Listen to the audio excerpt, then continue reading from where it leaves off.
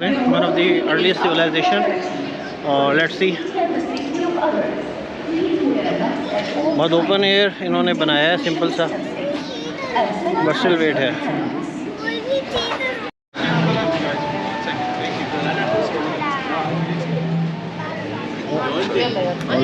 Gather around and I'll give you a tour about the pavilion. Okay, so thank you so much for coming to the Iraqi pavilion. I'm going to be giving you a short tour about the pavilion, the design of it, and the monuments that we have in our country. The design was based on the two rivers that we have in Iraq, Tigris and Euphrates, and those are the paths of the two rivers on the floor. So right now we're standing in between those two rivers. Thus Mesopotamia, which means the land between the two rivers. So welcome to our country. The silver dots you see behind you on the floor, they draw the map of Iraq on the floor of the pavilion. We entered now from the north part of the country, and we're ending our tour in the south part of the country. The screens change in height as we walk, and that is because they respond to water level in each area. Again, we're in the north, we have high water level, the screens are high, and they fluctuate as we walk in. The first monument we have here is called Ashtar's Gate, built in the year 575 BC. So right now the original gate is about more than 2,600 years old, commissioned by the king Nebuchadnezzar II as a gift to the Babylonian goddess Ashtar, and named the gate after her. It's one of 8 gates surrounded the inner city of Babel, and Ashtar was the main one of them. Follow me please. We're walking in between the two rivers, going to the city of Samarra, Malwiyat Samarra. The term Malwiya means in English spiral, and you can see it's a spiral staircase. Oh, sorry, I'm so sorry, I apologize. I'm so sorry, I'll repeat again with this one. So we reach now the city of Samarra, Malwiyat Samarra. The term Malwiya means in English spiral, and you can see it's a spiral staircase built in the Abbasid age in the year 851 AD, so about more than 1,200 years ago, as a minaret to the great mosque of Samarra behind it. It's about 52 meters in height and consists of 399 steps. The muezzin, who is the person who calls for prayer, had to climb it up and down 5 times a day to call for prayer from the highest room of it. It's still standing in the city of Samarra in its original shape, and it's now open for tourists.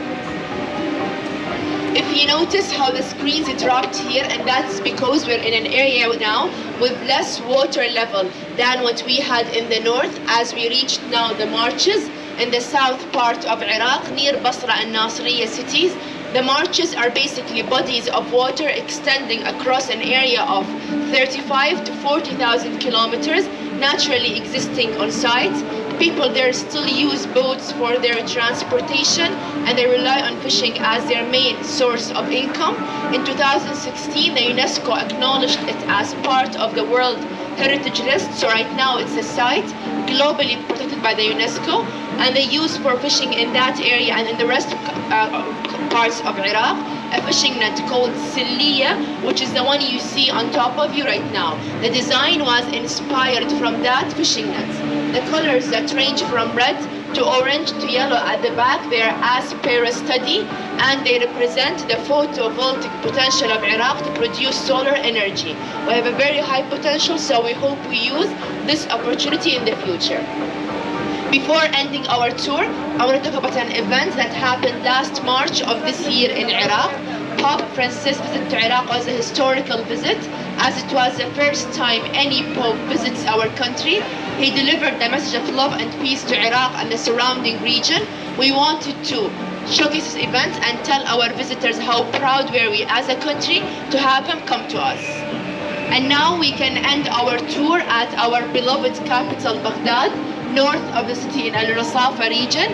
Martyrs Monument was built in 1983 as a memorial for the soldiers who lost their lives in the previous wars. The names of those soldiers are engraved on the walls of the museum underneath those two monuments, and it's now called Martyrs Museum. Thank you so much for listening. Any questions, comments, complaints? All good? I'm glad. Thank you so much. My colleague will help you with the rest. This way, please. Thank you. Karam?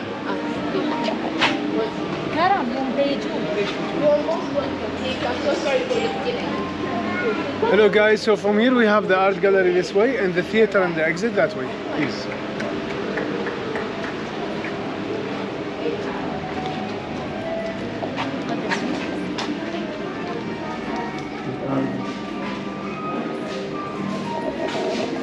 Iraqi art वाली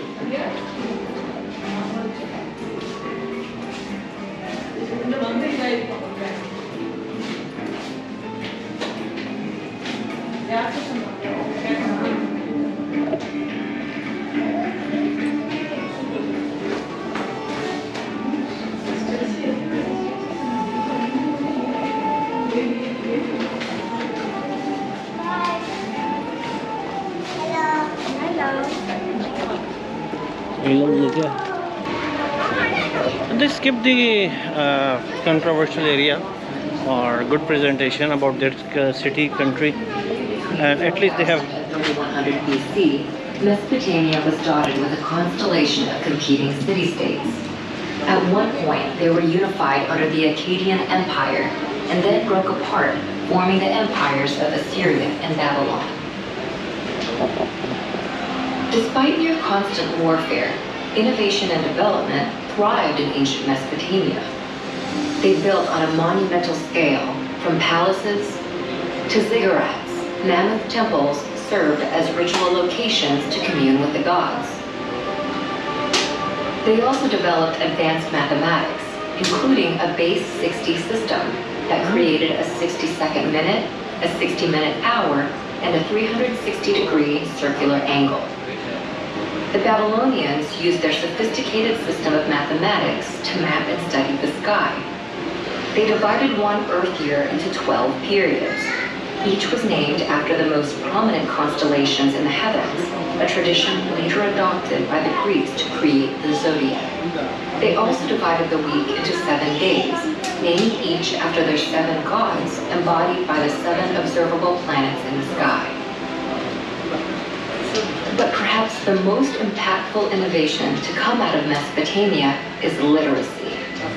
What began as simple pictures scrawled onto wet clay to keep track of goods and wealth developed into a sophisticated writing system by the year 3200 BC. This writing system would come to be called cuneiform in modern times and proved so flexible that, over the span of 3,000 years, it would be adapted for over a dozen different major languages and countless uses, including recording the law of the Babylonian king Hammurabi, which formed the basis of a standardized justice system.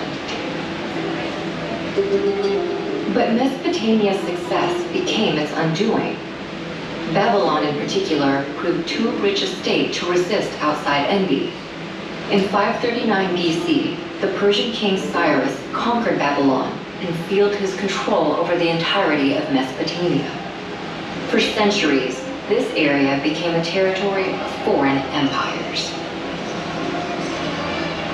Eventually, Mesopotamia would fade, like its kings, into the mist of history, and its cities would sink beneath the sands of Iraq.